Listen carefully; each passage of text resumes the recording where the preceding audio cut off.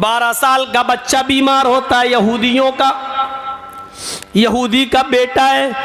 अल्लाह के नबी का सर दबा दिया करता था, मुहम्मदुर रसूलुल्लाह का कभी कभी पैर दबा दिया करता था। सहाबा को आप दर्स देते थे तो वो यहूदी बच्चा नबी की महफिल में बैठ जाया करता था, बातें सुनता था।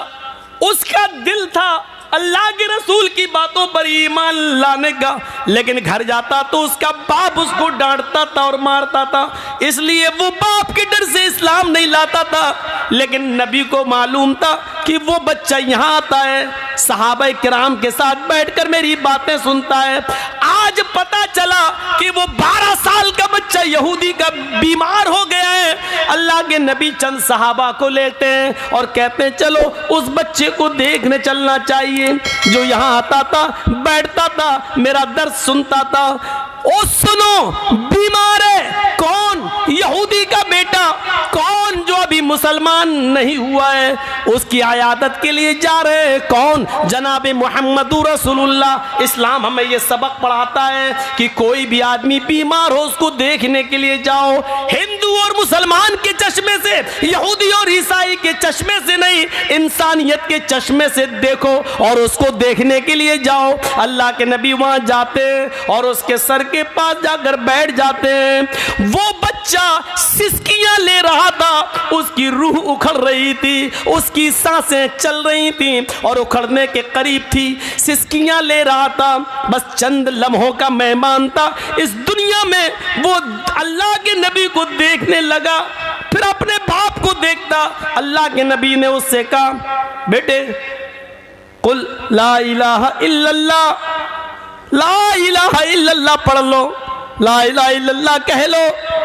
उस बच्चे ने अपने बाप को देखा, बाप ने समझ लिया कि मेरा बेटा अल्लाह के नबी की सफ में बैठता था, बातें सुनता था और घर आकर कहता था कि हमें उनकी बातें अच्छी लगती हैं, हम मोहम्मद सल्लल्लाहु अलैहि वसल्लम पर ईमान लाना चाहते हैं।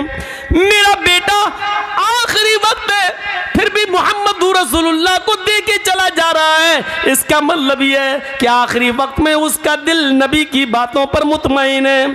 बाप ने इशारा कर दिया, हाँ बेटे, मैं पूरी जिंदगी तुम्हारे जो तुम्हें नहीं करने दिया, आज तुम्हें आज़ादी देता हूँ। मोहम्मद जो कह रहे हैं, अबुल कासिम जो कह रहे हैं, उनकी बात मान लो। तुम भी तो उन पर ईमान लाना चाहते थे, पढ़ लो।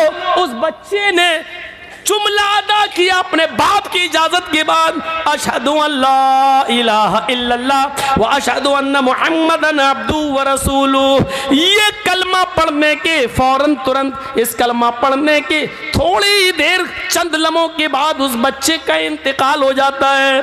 अल्लाह के नबी की आंखों में आंसू आते हैं और खड़े हो जाते हैं उसके बिस्तर से और कहते हैं, अल्हम्दुलिल्लाहिल्लज़ी अनक़ज़हु मिनन्नार। सारी तारीफ उस अल्लाह के लिए जिस अल्लाह ने इस बच्चे को आखिरी वक्त में जहन्नम के अजाब से बचा लिया, दोज़ख की आग से बचा लिया, इस बच्चे की मग़फ़िरत फरमा दी, आखिरी वक्त में इसको कलमे की तौफीक अता फरमाई। अल्लाह ने इस बच्चे पर रहम किया। सारी तारीफ उस अल्लाह के लिए। गौर करो, इंसानियत का ऐसा सबक कि 12 साल के बच्चे तक को देखने के लिए पहुंच जाए। उस वक्त कोई चश्मा नहीं, इंसानियत का चश्मा लगाए हुए जनाब मुहम्मदुर रसूलुल्लाह और यहूदी बच्चे की तीमारदारी कर रहे हैं। चूंकि वो मेरी बातें सुनता था, मेरी महफिल में बैठता था, उसको मेरी बातें अच्छी लगती थी, बाप की जुल्म की वजह से इस्लाम नहीं लाता था, इसलिए आखिरी वक्त में उसको दावत भी दे दी, चाहो तो कलमा पढ़ लो। और बाप ने भी इजाजत दे दी, बेटे पढ़ लो, तुम भी तो चाहते थे, ठीक है, जैसा अबुल कासिम कह रहे हैं, मोहम्मदुर रसूलुल्लाह कह रहे हैं, वैसा करो। उसने आखिरी वक्त में मुस्कुराते हुए कलमा पढ़ा। कलमा पढ़ते ही रूह निकल गई। नबी अकरम की दुआ देखो, तमाम तारीफें उस अल्लाह के लिए जिसने आखिरी वक्त में इस बच्चे को दोज़ख की आग से बचा लिया, जहन्नम की आग से बचा लिया। ये इंसानियत का सबक है। खुद अल्लाह के नबी अपने चंद सहाबा के दरमियान बैठे हुए, अपने चंद साथियों के दरमियान बैठे हुए, यहूदी का एक जनाजा आया, यहूदी का जनाजा आ रहा है। जनाजा जैसे ही करीब आया, अल्लाह के नबी खड़े हो गए, अल्लाह के नबी खड़े हो गए और उस जनाजे के साथ चंद कदम चल दिए। सहाबा किराम ने देखा अल्लाह के नबी खड़े हो गए, जनाजा जब आगे गुजर गया तो सहाबा ने कहा, अरे अल्लाह के रसूल, एक यहूदी का जनाजा देखकर आप खड़े हो गए। यहूदी, वो यहूदी जिसकी मुखालिफत आप करते हैं, वो यहूदियत जिसके बारे में अल्लाह के आप फरमाते हैं कि मुझे यहूदियों की मुखालिफत करने के लिए भेजा गया। खालिफुल यहूद, यहूदियों की मुखालिफत करो।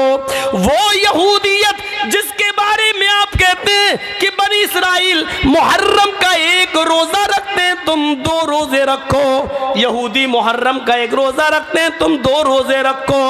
वो बनी इस्राइल, वो यहूदी कि जिनके पैजामे टखनों से नीचे, जिनकी लुंगियां टखनों से नीचे होती, आपने कहा यहूदियों की मुखालिफत करो। वो टखनों से नीचे पैजामा लुंगी पहनते हैं, तुम टखनों से ऊपर पहनो। वो यहूदी जिनकी मुखालिफत में अल्लाह के नबी ने फरमाया, वअलत तामीन खल्फल इमाम अला यहूद हाजिल उम्मा, यहूदी अपने इमाम के पीछे जोर से आमीन बोलने से जलते हैं, तुम जोर से आमीन बोला करो। यहूदियों को चिढ़ाओ। पूरी जिंदगी यहूदियों की मुखालिफत करते हुए गुजरी, लेकिन आज यहूदी का जनाजा आता है तो आप उसको देखकर खड़े हो जाते हैं। पूछा गया, अल्लाह के नबी आप यहूदी का जनाजा देखकर खड़े हो गए? यहूदी का जनाजा, अल्लाह के नबी ने फरमाया, हाँ क्यों नहीं खड़ा? क्या मरने वाला इंसान नहीं था? मैंने यहूदियत के चश्मे से नहीं देखा, इंसानी हमदर्दी के नाते में खड़ा हुआ। जिस तरह इन लोगों को अपने रिश्तेदार के इंतकाल पर गम है, तो इनके गम में हमें शरीक होना चाहिए। ये इंसानियत की तालीम दी थी जनाब मुहम्मदुर रसूलुल्लाह ने। ये वाक़या बतला रहा है, यहूदी हो या हिंदू हो, सिख हो या ईसाई, आप उसके जनाजे को देखकर खड़े हो सकते हैं, चंद कदम चल भी सकते हैं। यहां तक कि अगर वो कहीं दफन होते हैं या शमशान घाट पे जाते हैं, जलाए जाते हैं, हमदर्दी में इंसानियत के नाते से अगर आप वहां जाना चाहें तो उधर भी जा सकते हैं, उधर भी जा सकते हैं। शर्त यह है कि लकड़ी वगैरह या जलाने का काम आप अपने हाथ से नहीं करेंगे, उनके गम में शरीक होने के लिए आप वहां तक जा सकते हैं। ये इजाजत दी है इस्लाम ने, शरीयत ने। तो मेरे प्यारे साथियों, इंसानियत का ये सबक हमें कहाँ मिलेगा? इंसानियत का ऐसा पाठ हमें कहाँ मिलेगा? ये सबक सिखाया है जनाब मुहम्मदुर रसूलुल्लाह सल्लल्लाहु अलैहि वसल्लम ने हमें। हमारे साथ क्या है? ये गैरों के साथ हो रहा है, गैरों के साथ। नहीं देखा छोटा बड़ा, नहीं देखा अमीर और गरीब,